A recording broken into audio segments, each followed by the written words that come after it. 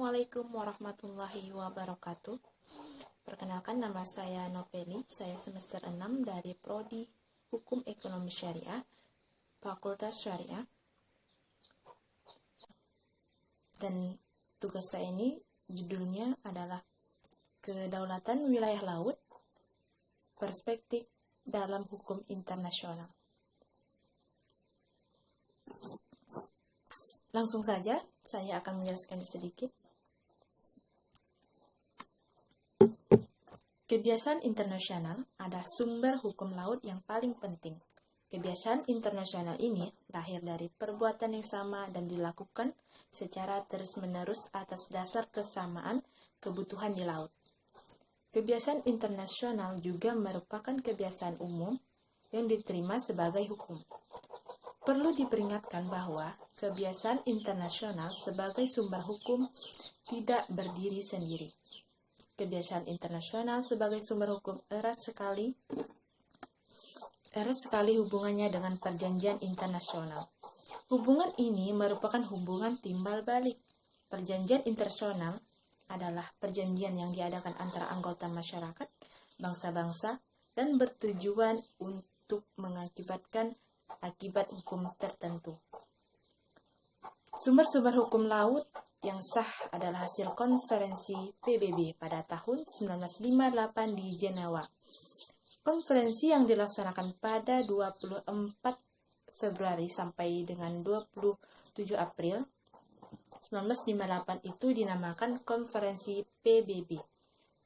1. Tentang hukum laut. Berhasil menyepakati 4 konvensi, yaitu sebagai berikut. Yang pertama, Konvensi on the Territorial Sea and the Contiguous Zone, atau Konvensi tentang laut, teritorial dan zona tambahan, mulai berlaku pada tanggal 10 September 1964. Yang kedua, Konferensi tentang laut lepas, mulai berlaku pada tanggal 30 September 1962. Yang ketiga, Konferensi on Fishing and Conservation of the Living, atau Konvensi tentang perikanan dan perlindungan sumber-sumber daya. Yang keempat, Konvensi tentang landas kontinen, mulai berlaku pada tanggal 10 Juni 1964.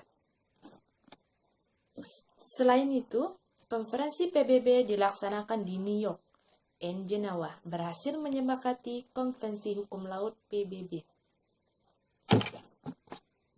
atau United Nations and the Law of the Sea, yang ditandatangani dalam konferensi di Montego Bay, Jamaika pada tanggal 10 Desember 1982. Konvensi ini mengatur masalah kelautan secara utuh dan terpadu sebagai satu kesatuan.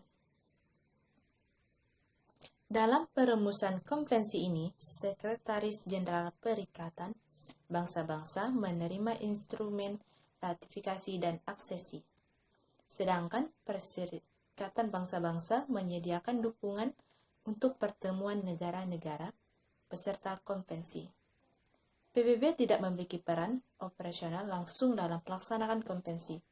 Peran PBB hanyalah melalui organisasi dunia yang menangani masalah maritim dan kelautan seperti Organisasi Maritim Internasional.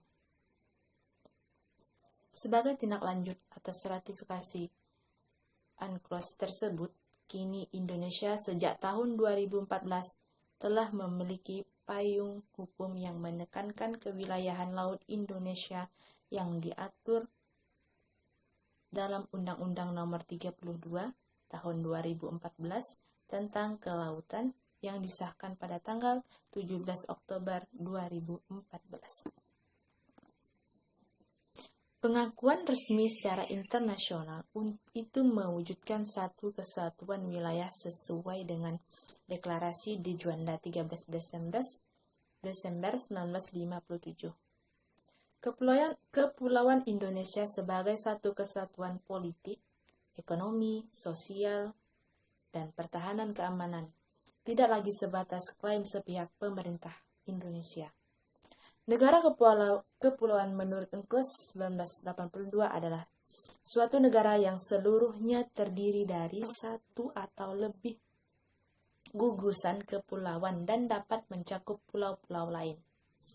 Negara kepulauan dapat menarik garis dasar atau pangkal lurus kepulauan yang menghubungkan titik-titik terluar.